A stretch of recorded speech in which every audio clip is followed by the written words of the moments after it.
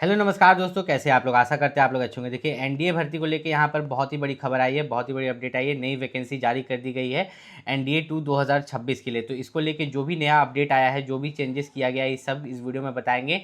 आपके सभी doubts clear कर देंगे कि एनडीए में क्या क्या आपको बुक्स चाहिए, क्या क्या एग्जाम पैटर्न होता है और क्या नया अपडेट किया गया है।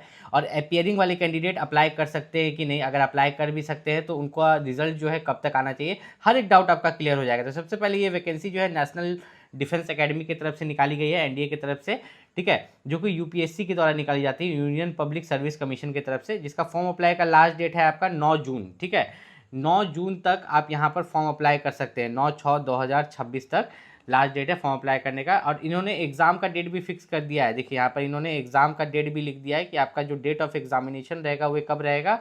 यहाँ पर 13/9/2026 को जो है आपका एग्जाम लिया जाएगा। तो एग्जाम डेट भी इन्होंने पहले से ही यहाँ पर फिक्स कर दिया है, जो कि आपका एनडीए में हर बार रहता है, एग्जाम डेट पहले से फिक्स रहता है। अब नंबर ऑफ वैकेंसीज की अगर बात करें, ठीक है, लेकिन उससे पहले याद रखिएगा ये जो लास्ट डेट है ना, लास्ट डेट से पहले आपका सभी मतलब आपका जो जितना भी सर्टिफिकेट्स है वे सब लास्ट डेट से पहले का होना चाहिए, ठीक है। सिर्फ जो आपका एजुकेशन क्वालिफिकेशन है उसके लिए अलग डेट है, जो कि इस वीडियो में हम आपको यहाँ पर बताने वाले हैं। तो थोड़ा सा नीचे चलते हैं। तो सबसे पहले हम यहाँ पर नंबर ऑफ वैकेंसीज पर नज़र डाल लेते हैं कि आपकी जो नंबर ऑफ वैकेंसीज है वो यहाँ पर इन्होंने कितना दिया है। तो देखिए नेशनल डिफेंस एकेडमी में आर्मी के लिए जो वैकेंसी है 198 वैकेंसी, ठीक है, टोटल 208 है। 198 मेल के लिए, फीमेल के लिए 10। वहीं पर अगर यहाँ पर देखें, इसको मेल और फीमेल पर से हटा देते हैं। अगर वहाँ पर देखें नेवी में, तो नेवी में 42 वैकेंसीज है, जिसमें मेल के लिए 37, फीमेल के लिए 5 वैकेंसीज है। एयरफोर्स में फ्लाइंग में देखिएगा 92 वैकेंसीज है, ठीक है। ग्राउंड ड्यूटीज़ टेक्निकल में 18, ग्राउंड ड्यूटीज़ नॉन टेक्निकल में 10। और आर्मी नेवल एकेडमी में जो है टोटल 24 वैकेंसीज है, मेल के लिए 21, फीमेल के लिए 3। अब ध्यान से समझिए, इन सब में जो है ना डायरेक्ट आपको ट्रेनिंग के लिए भेजा जाएगा एग्जाम निकालने के बाद। नेवल एकेडमी में जो है आपको पहले 4 साल पढ़ाया जाएगा, उसके बाद आपको ट्रेनिंग के लिए यहाँ पर भेजा जाएगा, ठीक है। अब मेनली अगर देखें तो वैकेंसीज टोटल 394 वैकेंसीज है। तो 394 वैकेंसीज को यहाँ पर कम वैकेंसी मत समझिए। पिछले साल भी, पिछला वाला भी जो वैकेंसी निकला था वो आपका ज़्यादा नहीं निकला था, आपका 400 के आसपास ही यहाँ पर वैकेंसीज निकाले गए थे। अब यहाँ पर अगर देखें तो यहाँ पर जो आपका क्वालिफिकेशन है वो क्या मांगा जाता है, उससे पहले बता दें कि एग्जाम सेंटर जो भी आप दीजिएगा वो चेंज नहीं होता है। बाद में अगर आप एग्जाम सेंटर एनडीए में चेंज करना चाहते हैं तो आपको 200 या 300 रुपये चार्ज देना पड़ता है, फिर जाके चेंज होता है। तो उतना झंझट आपको करना ही क्यों है, ठीक है। अगर एज लिमिट की बात करें तो एज लिमिट देखिए यहाँ पर साफ साफ मैं आपको क्लियर कर देता हूँ कि अगर आपका डेट ऑफ बर्थ 1 जनवरी 2008 से लेके 1 जनवरी 2011 के बीच में है तब आप फॉर्म अप्लाई कर सकते हैं। अगर इसके बीच में नहीं है तो आप फॉर्म अप्लाई नहीं कर सकते। अगर आपको इतना ही डाउट है तो आप फॉर्म भरना शुरू कर दो। अगर आपका एज लिमिट, आप डेट ऑफ बर्थ डालिएगा, एज लिमिट मैच नहीं करेगा, फॉर्म नहीं भर पाएगा। मतलब जिनका जन्म 1 जनवरी 2008 से लेके 1 जनवरी 2011 के बीच में हुआ है वही लोग यहाँ पर फॉर्म अप्लाई कर सकते हैं एनडीए में, ठीक है। अगर यहाँ पर नीचे चले तो क्वालिफिकेशन देखिए, अगर आप आर्मी विंग के लिए अप्लाई करते हैं फॉर्म या नेशनल डिफेंस एकेडमी के लिए, मतलब कि तो आप 12 पास होने चाहिए। क्या होने चाहिए? 12 पास होने चाहिए किसी भी स्ट्रीम से। मतलब यहाँ पर ध्यान से, एनडीए में बहुत बच्चा सोचता है ना कि एनडीए में सिर्फ साइंस वाले फॉर्म भर सकते हैं। नहीं, कॉमर्स और आर्ट्स वाले भी फॉर्म भर सकते हैं। अगर आप सिर्फ 12 पास हो कॉमर्स से या आर्ट्स से या साइंस से, किसी से भी, तो आप आर्मी विंग के लिए फॉर्म अप्लाई कर सकते हो, इंडियन आर्मी के लिए, ठीक है। नेशनल डिफेंस एकेडमी के अंदर जो इंडियन आर्मी का पोस्ट था उसके लिए फॉर्म अप्लाई कर सकते हो। लेकिन अगर आप एयरफोर्स या नेवल एकेडमी के लिए अप्लाई करना चाहते हो तो आप 10+2 पास होने चाहिए, फिजिक्स केमिस्ट्री और मैथ्स से, पीसीएम से। लेकिन आर्मी विंग के लिए सिर्फ आप 12 पास होने चाहिए, साइंस कॉमर्स आर्ट्स किसी से भी चलेगा, ठीक है। आर्मी विंग के लिए ये चीज़ याद रखना। अपियरिंग कैंडिडेट्स भी अप्लाई कर सकते हैं अगर आप क्लास 11th में हैं, ठीक है। अगर आप क्लास 11th में हैं, अभी आप क्लास 12 का एग्जाम देने वाले हैं या क्लास 12 में अभी जाने वाले हैं, तब भी आप फॉर्म अप्लाई कर सकते हैं। कैसे? ध्यान से समझिएगा। आपको जो क्लास 12 का रिजल्ट है कब तक जमा करना है? अगर आप अपियरिंग कैंडिडेट है तो क्लास 12 का रिजल्ट आपको 10 जून 2027 तक जमा करना है। अभी सोचिए, अभी आपका क्या चल रहा है? मई चल रहा है, मई 2026 चल रहा है। और 12 पास वे लोग कब 12 का रिजल्ट कब तक मांग रहे हैं? आपका जब एसएसबी इंटरव्यू होगा, ठीक है, उस समय आपका 10 जून 2027 तक का आपको समय दे रहे हैं, ठीक है। याद रखिएगा, जो लोग क्लास 12 पास नहीं है, क्लास 11th में है, तो 10 जून 2027 तक का आपके पास समय है कि आप अपना क्लास 12 का रिजल्ट जो है सबमिट करें। उसके बाद हम लोग यहाँ पर नीचे चले, अगर तो फॉर्म फीस की बात करें तो यहाँ पर फॉर्म फीस सभी के लिए 100 रुपये है। लेकिन SC ST और फीमेल कैंडिडेट्स के लिए कोई भी फॉर्म फीस यहाँ पर नहीं है, जीरो फॉर्म फीस है यहाँ पर। फॉर्म अप्लाई जो है, आपका फॉर्म अप्लाई ऑनलाइन होगा, जिसमें कि आपको क्या क्या लेके बैठना है। आपको अपना 10th का और मार्कशीट लेके बैठना है। अगर 12 का है तो बहुत अच्छी बात है, नहीं है तो अपीयरिंग डाल दीजिएगा। यहाँ पर आपको जो है, यहाँ पर आपको अपना फोटो जो कैप्चर करना है, लाइव फोटो कैप्चर करना है, सिग्नेचर अपलोड करना है, फोटोग्राफ अपलोड करना है। देखिए फोटो सिग्नेचर अपलोड करना है, साथ में लाइव फोटो भी कैप्चर होगा, ठीक है। इस चीज़ का आपको यहाँ पर खास ख्याल रखना है। यहाँ पे इन्होंने दिया withdrawal of application, the candidate will not be allowed to withdraw the application after the submission of the same, further no correction. मतलब अगर आप एक बार फॉर्म भर सकते हैं, फॉर्म भर देते हैं, तो बाद में ऐसा आप नहीं कर सकते कि अब हम एनडीए का एग्ज़ाम नहीं देना चाहते, ये वो, ऐसा कुछ नहीं, ठीक है। एप्लीकेशन को विड्रॉ नहीं कर सकते। भले ऐसा होता है कि आप एग्ज़ाम देने नहीं गए तो चलिए अलग बात है, लेकिन ऐसा आपका एक दर्ज हो जाएगा कि हाँ आपने एक बार फॉर्म भरा है, ये चीज़ आपका दर्ज हो जाएगा। यहाँ पर अगर थोड़ा सा हम लोग नीचे चले तो यहाँ पर आपको मैं बता देता हूँ कि जो लास्ट डेट है 9 जून 2026, इससे पहले आपको फॉर्म भर लेना है, शाम 6 बजे से पहले, क्योंकि लास्ट डेट को जो है आपका सर्वर डाउन हो जाता है और बहुत बच्चे फॉर्म नहीं भर पाते हैं लास्ट डेट के चक्कर में, ठीक है। तो इन सब चीज़ का आपको यहाँ पर खास ख्याल रखना है। अब मेनली अगर बात करें कि इसका जो सिलेक्शन प्रोसेस है, ठीक है, एग्जाम पैटर्न है, वही क्या रहता है एनडीए में, तो वो मैं आपको बता दूं।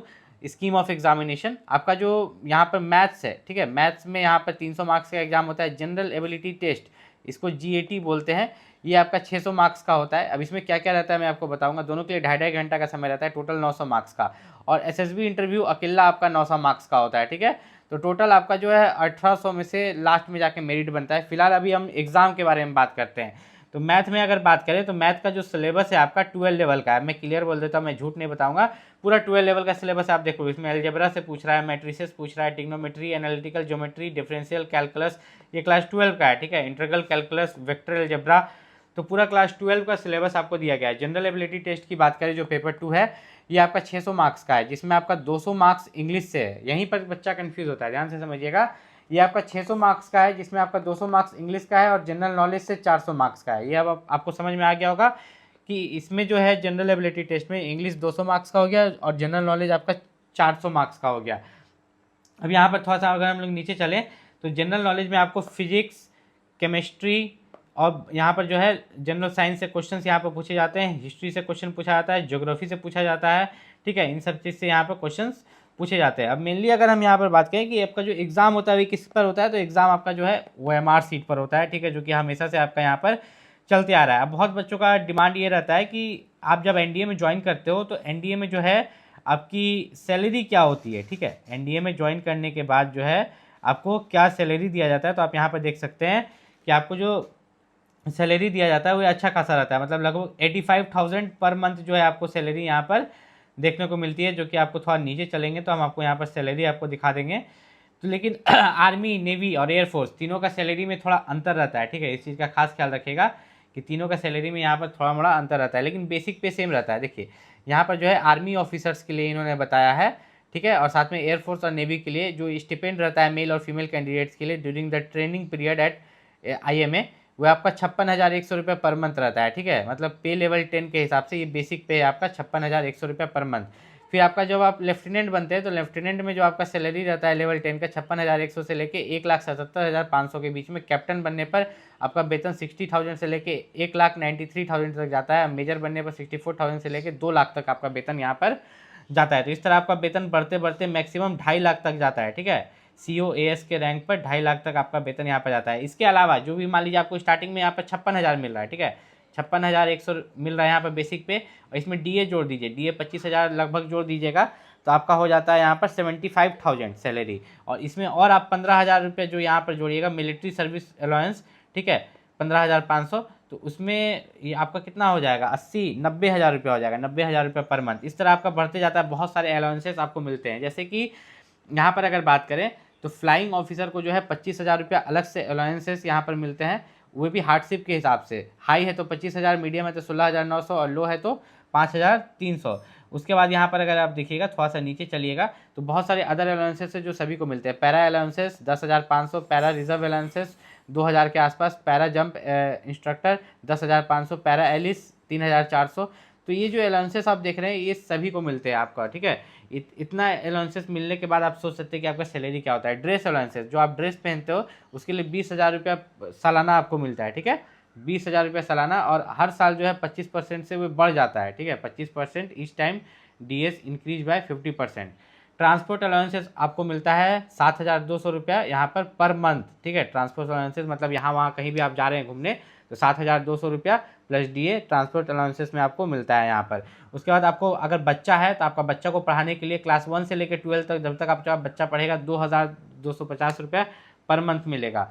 हॉस्टल में अगर पढ़ेगा तो हॉस्टल का 6750 रुपये बच्चा का अलग से हर महीना आपको मिलेगा, ठीक है। हर महीना कब तक, जब तक आपका बच्चा क्लास 12 पास ना कर ले। तो हर तरह का बेनिफिट आपको इसमें दिया जाता है। इसके अलावा भी अगर आप यहाँ पर NDA में फॉर्म अप्लाई कर रहे हैं तो NDA के लिए जो सबसे बेस्ट बुक है उसका लिंक मैंने इस वीडियो के डिस्क्रिप्शन में दे दिया। लेकिन कोई भी देखिए, NDA में मायने करता है कि आप कौन से बुक से पढ़ रहे हैं, क्योंकि NDA में जब आप एग्जाम दे के बनते हैं तो आप लेफ्टिनेंट बनते हैं। ऐसा नहीं कि आप छोटा मोटा कांस्टेबल या दरोगा या कुछ भी ऐसा बन रहे हैं, आप लेफ्टिनेंट पोस्ट पर जाते हुए भी इंडियन आर्मी में देश का सेवा करने के लिए। तो इसमें जो आपका एग्जाम का लेवल होता है बहुत खतरनाक होता है। 900 मार्क्स का एग्जाम होता है, 900 मार्क्स का SSB होता है। तो इसके लिए जो सबसे बेस्ट बुक है उसका लिंक मैंने इस वीडियो के डिस्क्रिप्शन में डाल दिया। उसके अलावा भी अगर आपको NDA भर्ती को लेकर कोई भी डाउट है तो आप नीचे कमेंट करके पूछ सकते हैं।